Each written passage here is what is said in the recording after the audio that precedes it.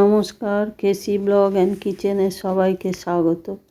দেখো, করলা বেগুন তো সবাই গরমে খেতে মোটামুটি বেশিরভাগ মানুষই ভালোবাসে। করলা বেগুন প্রথম পাতে ভাতে যদি একটু হয় তো ভালোই লাগে। দেখো কি কি আমি নিয়েছি, আমি কি করে বানাচ্ছি দেখো। এই মূলো, বেগুন, আলু, ডাঁটা, কুমড়ো, একটু বিনস, তার সঙ্গে করলা তো থাকবেই। ওগুলো আমি ধুয়ে ভালো করে রেখে নিয়েছি। তারপরে এইদিকে আমি কড়াইয়ে সর্ষের তেল দিয়ে কিছুটা বড়ি ছিল, এগুলো বাড়িতে বানানো বড়ি, সেরকম কোনো শেপ নেই, তবুও বড়ি, ঘরের বড়ি তো ভীষণ ভালো লাগে খেতে। তো সেই বড়িটাকে আমি সর্ষের তেলে খুব ভালো করে ভেজে উঠিয়ে রেখে নিলাম। এবার আমি এই করলাগুলো যেগুলো পাতলা পাতলা করে কেটে ধুয়ে রেখেছি সেইটা আমি ওই তেলে দিয়ে দিলাম। তেলে দেওয়ার পরে ভালো করে ভেজে নিতে হবে, উল্টে পাল্টে লাল করে ভেজে নিতে হবে করলাগুলো একটু নেড়ে চেড়ে নিলেই ভালো করে ভাজা হবে, কিন্তু এতেই করলা মোটামুটি অনেকটা সেদ্ধও হয়ে যায়।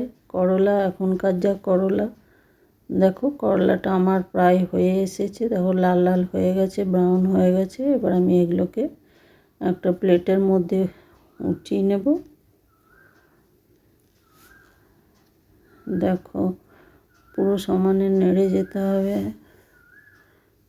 দেখো এগুলো আমার ভাজা হয়ে গেছে, ভাজা হয়ে গেল তো আমি একটা প্লেটে উঠিয়ে রেখে নিলাম। এবার এই তেলটাতেই আমি যে বেগুনগুলো কেটে ধুয়ে রেখেছি সেই বেগুনটাও আমি এটাতে দিয়ে দেবো। কারণ কি বেগুনটা আগে না ভেজে রাখলে সেই সময় ভালো করে ভাজা হয় না, আর একটু ঘ্যাঁট মতো হয়ে যায় তরকারিটা।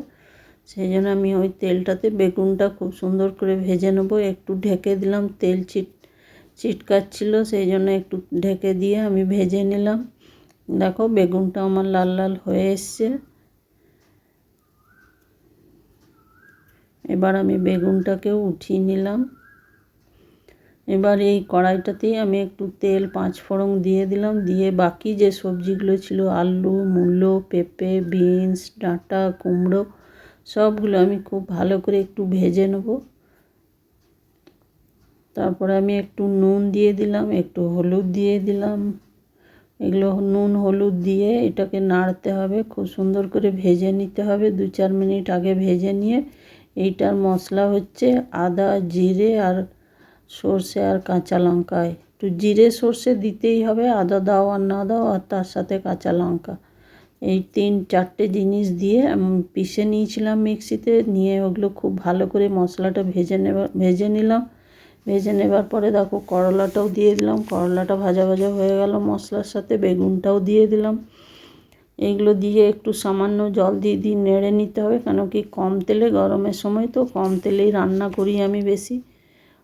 ভাজা ভাজা হয়ে গেলে আমি জল দিয়ে ঢেকে দিলাম। প্রায় 5-7 মিনিট পরে ঢাকা দেওয়ার পরে দেখো ঝোলটা আমার একটু গ্রেভি আছে।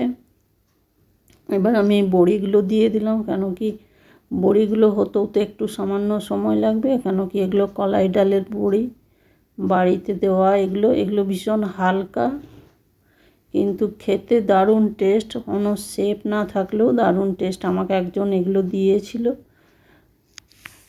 বানিয়ে, সে বাড়িতে বড়ি বানায় মাঝে মাঝে, সেই জন্য আমাকেও দিয়েছে। তো দেখো এটা আমার ফুটছে, তার সঙ্গে আমার বড়িটাও সেদ্ধ হয়ে গেছে। এবার আমার তরকারিটাও হয়ে এসছে প্রায়।